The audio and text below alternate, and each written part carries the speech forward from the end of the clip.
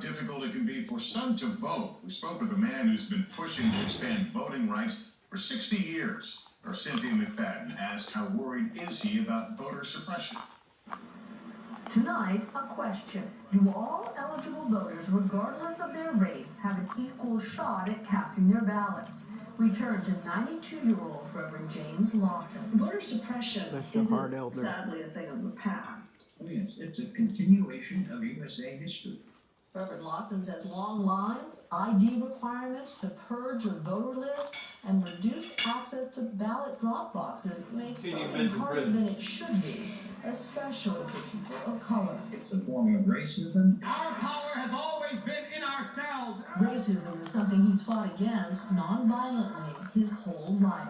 Martin Luther King Jr. called him one of the noblemen in their quest for equality. Registering to vote became a primary issue from day one. A black person could lose everything by registering to vote, including their lives, which is why he says it hurts so much to see that voter suppression is still with us 55 years after the passage of the Voting Rights Act. He cites Texas Governor Greg Abbott's October decision that voters will have only one place to return their mail-in ballots in each county.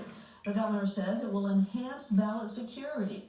Lawson says it will hamper minority voting, as some of the counties with huge minority populations are as big as eastern states. It's absolute suppression, repression.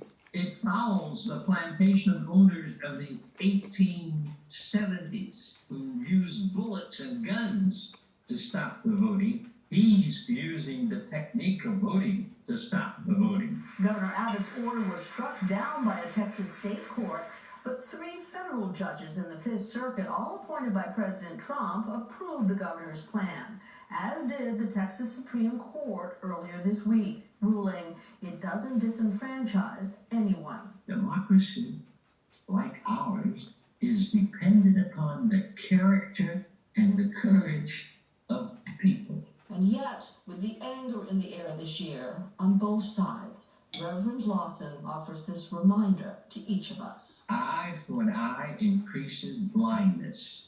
It doesn't, therefore, increase sight and vision. Evil for evil escalates and increases evil. Which is why he says everyone must do all they can to cast their ballots. Cynthia McFadden, NBC News.